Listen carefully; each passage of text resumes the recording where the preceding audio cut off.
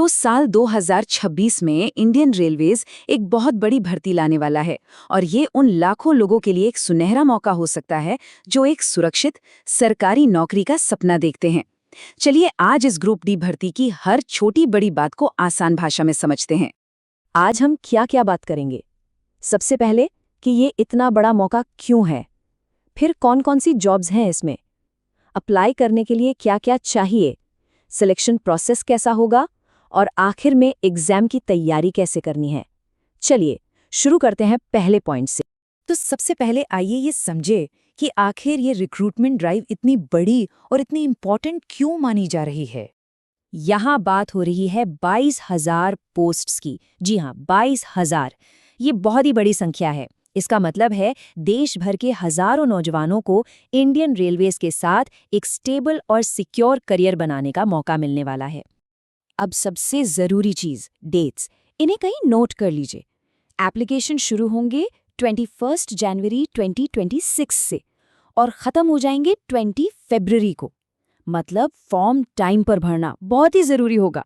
ये बात इस मौके के असली मतलब को समझाती है कि ये सरकारी नौकरी खास तौर पर उन लोगों के लिए है जो काम के लिए दिल्ली, पंजाब, गुजरात या महाराष्ट्र जैसे बड़े शहरों की तरफ नहीं जाना चाहते। उन्हें अपने घर के पास ही एक स्टेबल फ्यूचर मिल सकता है। तो सवाल ये है कि आखिर ग्रुप डी में काम क्या होता है, कौन कौन सी पोस्ट्स होती हैं। चलिए देखते हैं कि इसमें किस किस तरह की जॉब्स और रिस्पॉन्सिबिलिटीज आती हैं। सबसे पहले आती है ट्रैक मेंटेनर की पोस्ट। जैसा नाम से ही साफ है, ये सबसे ज्यादा फिजिकल मेहनत वाला काम है। इसमें जिम्मेदारी होती है रेलवे लाइंस यानी पटरियों की सेफ्टी और उनकी देखभाल करने की। अगली पोस्ट है पॉइंट्समैन। इनका काम स्टेशन पर होता है।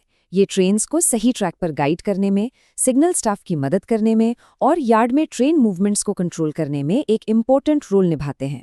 फिर आती हैं हेल्पर की पोस्ट्स। ये अलग अलग डिपार्टमेंट्स में टेक्निकल हेल्प देते हैं, जैसे इलेक्ट्रिकल डिपार्टमेंट में लाइट्स, फैंस, एसी का काम, मैकेनिकल में इंजन या कोच रिपेयर का, सिग्नल डिपार्टमेंट में सिग्नल सिस्टम्स को मेंटेन करना और इंजीनियरिंग डिपार्टमेंट में पुल, प्लेटफॉर्म या बिल्डिंग्स का काम।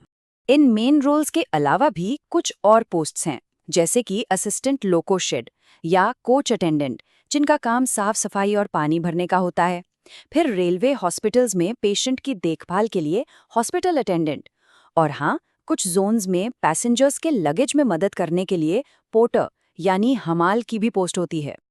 चलिए अब आते हैं सबसे जरूरी सवाल पर। इन पोस्ट के लिए अप्लाई कौन कर सकता है।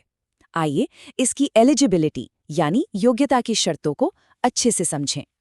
सबसे पहली और सबसे अच्छी बात, मिनिमम क्वालिफिकेशन है सिर्फ 10th पास। हाँ, सिर्फ 10वीं पास, और इसमें कोई मिनिमम परसेंटेज या डिवीजन की शर्त भी नहीं है। इस वजह से ये भर्ती बहुत से लोगों की पहुंच में आ जाती है।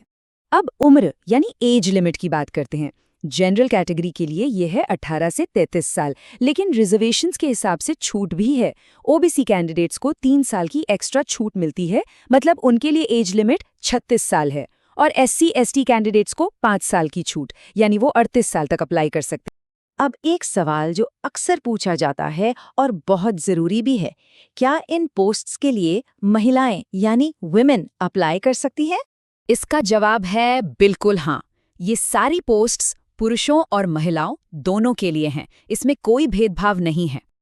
तो ठीक है, फॉर्म भर दिया, उसके बाद क्या? नौकरी तक पहुंचने का सफर कैसा होगा?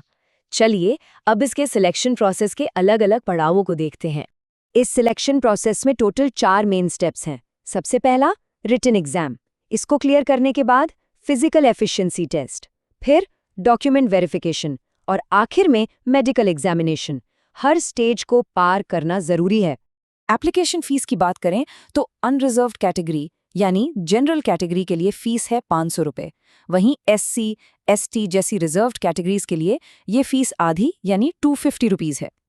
अब आते हैं उस स्टेज पर जो सबसे जरूरी है, रिटन टेस्ट, क्योंकि यहीं से असली कंपटीशन शुरू होता है। चलिए देखते हैं कि इस एग्जाम में क्या क्या पूछा जाता है और तैयारी के लिए किन बातों का ध्यान रखना है। ये जो रिटन एग्जाम है ये 100 सवालों का होगा और इसमें जो मेन सब्जेक्ट्स हैं वो हैं मैथमेटिक्स, रीजनिंग, जनरल नॉलेज और जनरल साइंस, और हाँ, करंट अफेयर्स। यहाँ कुछ बहुत ज़रूरी बातें जान लीजिए। पहला, टोटल 100 क्वेश्चंस होंगे। दूसरा, इसमें इंग्लिश लैंग्वेज का कोई सेक्शन नहीं है, जो कई लोगों के लिए एक राहत की बात है। और तीसरा और सबसे इम्पॉर्टेंट, ग्रुप डी पोस्ट्स के लिए कोई इंटरव्यू नहीं होता। रिटन एग्जाम क्लियर किया तो सिलेक्शन के बहुत करीब पहुंच जाते हैं। बस एक जानकारी और, जिस सोर्स से हमने ये इन्फॉर्मेशन ली है, वहाँ इस एग्जाम की तैयारी के लिए एक ऑनलाइन कोर्स का भी जिक्र मिलता है। तो इस पूरी चर्चा से क्या निकल कर आया? हमने इस भर्ती से जुड़ी लगभग सभी जरूरी बातों को समझ लिया है। साफ है कि ये एक बहुत बड़ा मौका है। एलिजिबिलिटी आसान है और सिलेक्शन प्रोसेस भी काफी सीधा है।